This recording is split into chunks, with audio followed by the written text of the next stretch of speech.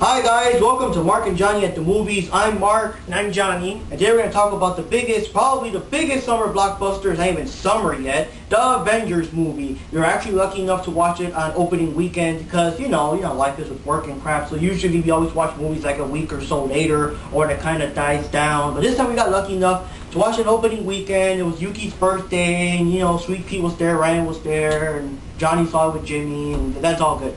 So anyways, the first thing you want to say is that all the characters, all the people that we've seen in the movies that led up to it, like Captain America, Thor, and Iron Man, all of them, they're all back. Robert Downey Jr. is back as Iron Man, Scarlett Johansson is the Black Widow, Chris Evans is Captain America, and the people that play Thor, Hawkeye, and Loki, they're all there. The only one that's changed, we don't know why, you know, behind the scenes or whatever the hell, the actors or whatever, is Edward Norton from the Incredible Hulk movie.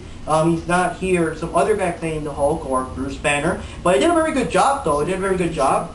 Yeah, I think that this new guy actually looks more like Bruce Banner does in the comics compared to Edward Norton. And I think that the Hulk looked badass, too. It was like probably one of the most realistic, most badass Hulks compared to the other two movies. Oh, yeah. And, yeah, I would have to say that the actor does portray pretty well that persona that when he's normal, you can't even tell that he's someone like the Hulk, you know, when he gets pissed off. So, yeah, he does a good job in that department. Well, basically, the story in this movie is that Loki's back from the previous Thor movie where it left off. He's in the real world now, you know, and he's bringing his whole alien invasion here to Earth. So, of course, that makes Nick Fury want to reunite all the people that are later to be known as the Avengers to be together and try to kick his ass. So, that's basically the story, and it's pretty good. It's pretty cool, and you know, what can I say? It's pretty awesome. What I like about the movie, I mean, it does a very good job with all the characters. One of the biggest things that is kind of hard to do when you do a movie where all these people guest star is not giving enough time. Because, for example, if you watch the X-Men movies, it's more like Wolverine and these other two big guys. These extra guest stars, and some of the X-Men don't even look like their characters. They don't even know who they are. Yeah, and in this one, they did a very good job. Everyone had their big scenes. Everyone had lots of time to shine. It was awesome. I mean, you know, Robert Downey Jr. did an excellent job as Iron Man and everything. And of course, he already had 2 movies ahead. And maybe people would think that it's like Iron Man and these other guys. But no, everyone got their time to shine. It was pretty cool. Everyone got their dings. It's like when you watch the scenes that Tony Stark is talking with Pepper Potts, and by the way, you know, she's wearing like tight shorts in this movie. It's like, I don't know, like she's always wearing these business dresses in the Iron Man movie, but this one is like, hey, this is the Avengers movie. It's that ass time, you know? But anyways, when you see them talking, it looks like you're watching Iron Man 3, you know? And then when you see Thor talking to Loki, it looks like you're watching Thor 2. You know, it all fits, it all goes well. The people all talk a lot, like, amongst themselves and everything. You get the basic idea of their backstory without actually wasting time showing the backstory, because you've seen the movies, you know? Mm-hmm. And, you get to know a little bit more about Black Widow and Hawkeye because, you know, they don't have their own separate movies. So we still had time to learn about them too, you know. So it was good. Everyone had their screen time. Everyone had their scenes. The Hulk was super awesome. It was well done. Yeah, well, I also have to agree that it's a pretty good movie in general. The only, I would say, controversy the movie had in general is that what this movie had really pulled off that well, that successful, if it weren't for the previous films we have seen where the characters are based on, you know, the Hulk, Thor, probably not, because the Avengers movie is a sequel to all those movies. And some people like Captain America and those, I mean, you can't just say, oh, this guy was, you know, from the 40s, World War II, whatever, and now he's back. No, you have to actually see a movie that explains all of that. And then, of course, the Hulk movie's kind of old. Like, what year was it? Like 2002 or something like that? When it... Not that old, but well, something like that. Yeah. What year did it came out? Like, I don't know. Whatever. It was after Iron Man. It was still a couple of years back, and of course, if you haven't really seen the movie, you might get a little lost with the Hulk. I think that's probably the only character that's... Well, they still explain enough about the gamma radiation. Yeah. They did a good job explaining everything. Everything did a good job with the acting. I mean, everything was good. You got to hear lots of banter, because, you know, Captain America's more serious, Iron Man's joking around, Thor, of course, he's still like a god compared to these humans. Mm-hmm. I mean, everyone does their things. The Black Widow's a very badass girl. I mean, she's like the most badass girl in the movie. She can kick your ass even if she's fucking tied up to a chair. She'll still kick your ass. And I actually like the Black Hawk. Hawkeye. Jeez, I'm getting those names mixed up. I actually like Hawkeye's playtime in this movie because in the Thor movie he came out very little bit, and then here you actually see him.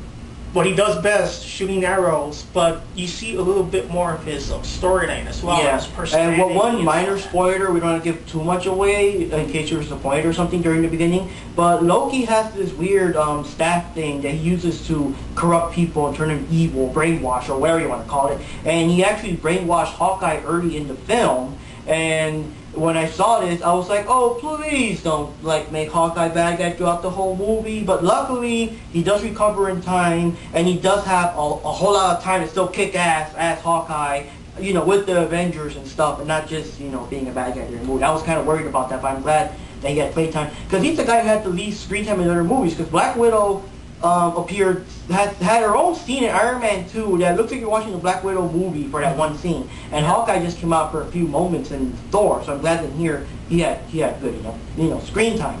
And well, what can we say? Everything else, like all the action from the commercials, I mean, yes, it's explosive.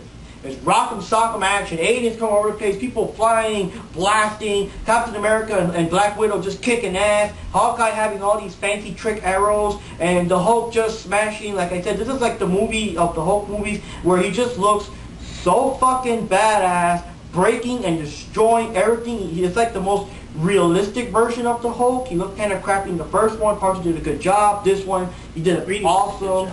I mean, one punch breaks down this whole gigantic alien flying whatever the fuck that thing was. I mean, it's just awesome. Yeah, well, I have to say that I'm very pleased with the movie. It's probably one of the best action movie, superhero type movie we've seen in the longest of time. To be honest, I don't think there haven't really been that many good superhero movies. Not the recent ones, but the really old ones. You know, like Batman and those. That it's really nice to see a movie that's pretty much well copied, pretty close to the comic book characters. They look pretty close to the comic character without going too wacky or whatever. So it's a good movie in general. And I heard people complaining a bit about that sometimes the story gets boring or the plot goes down. I don't know what the hell you guys are talking about. I mean, there's no downtime in the movie because even when there isn't action, the characters are interacting. So it's just funny seeing, you know, Tony Stark argue with Captain America or people talking to Thor. I like the scene where everybody's talking about, we gotta stop Loki, we gotta stop Loki. And Thor's like, hey, that's my brother. And then Nick Fury's like, well, he just killed 80 people in the last 2 days. And Thor's like, well, he's adopted. You know what I mean? All this kind of stuff. It's all funny, you know? So I don't know where people are complaining that the plot sometimes gets boring because it's not boring. The plot was pretty well planned out, and these guys are too classic. And it's just something that has to be planned out anyways, because you're not just gonna have a movie that the Avengers are there and we're just gonna kick And out. it is very important to watch all these movies to kind of get the idea. Probably the movie that you could kind of skip out on, I guess, is The Incredible Hulk, but they still do a good job of explaining the whole gamma radiation incident and everything. And even the General, I think General Thunderbolt Ross appeared for a second telling him not to call the Hulk and stuff. But yeah, of all the movies, yeah, you really have to watch Iron Man, you really have to watch Thor, especially because, you know, Loki's in it. You really have to watch Captain America because that weird glowing cube thing that the Red Skull was using is one of the big parts in this movie. And I think that's all of it we could say right now without giving too much spoilers. There's one that... Okay guys, one last thing I want to say about the movie is that stay until the very end of the credits, because you know how these movies like Iron Man 2, Incredible Hulk, all those movies, they always got this little thing at the end and, you know, all that stuff, right? Well, this movie, yeah, after a couple of credits roll, you do see this epic scene. It's a super awesome scene that gives you a big clue about who they're going to fight against in the Avengers 2, which is like, damn. And yeah, people get up and leave and stuff. But no, after that, stay, because when all the final credits rolled up, then you're going to see another scene. So it's worth staying to watch those 2 extra scenes in the end of the movie. Yeah. And bottom line is awesome movies, well done, lots of action, good effects, and people, I mean, everyone played their part excellently. I mean, Loki was a total asshole, and Nick Fury, you know, had his dick moments, and you know, Captain America was righteous, and Tony Stark was Tony Stark. I mean, everything was just everybody perfect. had their personality thing going on, so it's a pretty good movie. Awesome. And I would have to say, with the Dark Knight Rises about to be premiere date around this year. It's hard to say if that movie's going to top this one because Avengers is pretty badass and it just seemed to be perfect all the way. I mean, it already got like almost $500 million or something on the first opening weekend. We have to see how it goes. A lot of people are saying like, yeah, Avengers is okay, but Dark Knight Rises rocks. Well, I mean, this movie's pretty good because considering that X-Men 3 had like the most amount of X-Men characters all together in their team. Yeah, but that was the thing.